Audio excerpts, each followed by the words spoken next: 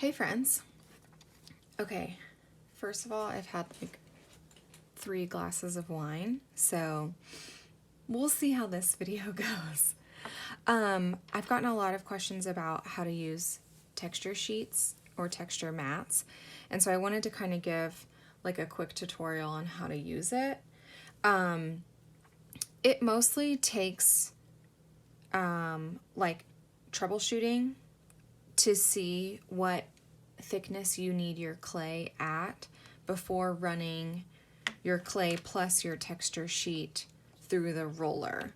So first, these are just rubber texture sheets. These are from Cool Tools. I can't remember where this one is from, but you can search just like clay texture sheets on Google, and there's a whole bunch of options that come up. There are also texture rollers, and I'll show you the difference between the two. I can't remember where this one is from. It's a really good shop on Etsy. They come in a variety of sizes. I prefer texture sheets because you get a better consistency in your slab depth.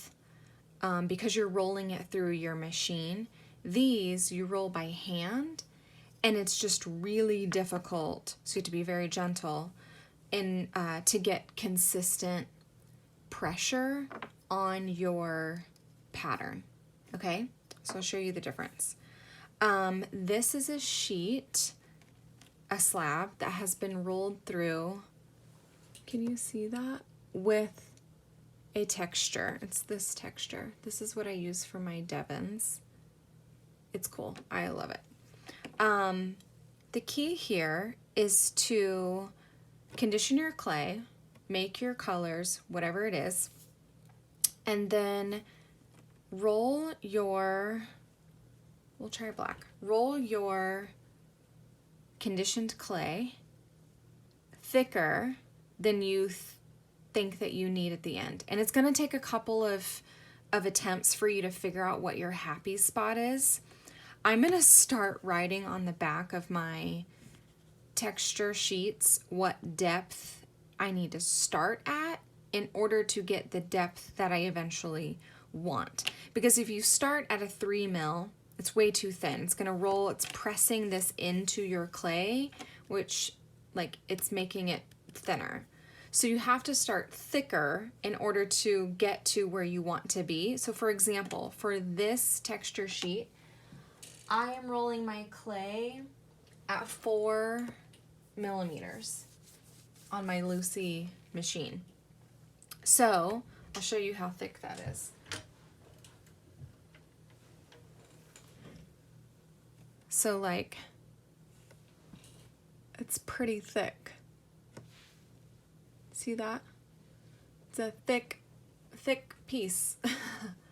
But what I literally do, and I'm not gonna do it on this because I haven't cleaned this off yet, but you just put your texture sheet on top of your clay and you roll that entire thing through your machine, and it imprints your texture on and into your clay. So now see how this is like super thick?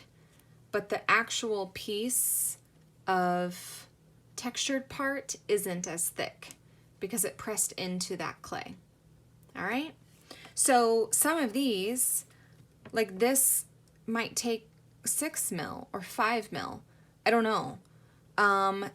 Every texture mat is different because the rubber is a different consistency. Some are softer than others.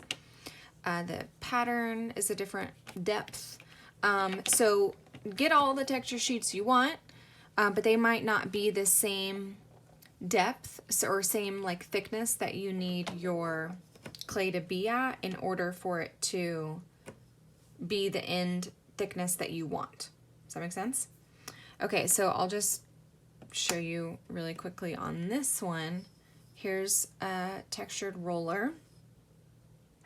And I'm gonna try to like evenly press it, but see that it's like, it's just so different. That was like light I don't even know if you can see that. Let me stand up here to see what you see. So it's light, very, very light texture. Let me like put some oomph into it and see what happens. So we set it here and I'm gonna press harder. But see, it's like impossible. I just did I messed up this whole ridge because it's impossible to get an even depth all the way across. It's still beautiful. Like, don't get me wrong. I obviously will still use it, but you're just gonna have to use like just this piece and then redo this. So you see how you just get less, and it's still less consistent. Like across the board, this is thinner than like what's right here. Do you know what I mean? So that's texture mats and rollers. I hope that quick tutorial made sense to you. I can't wait to see what you guys come up with.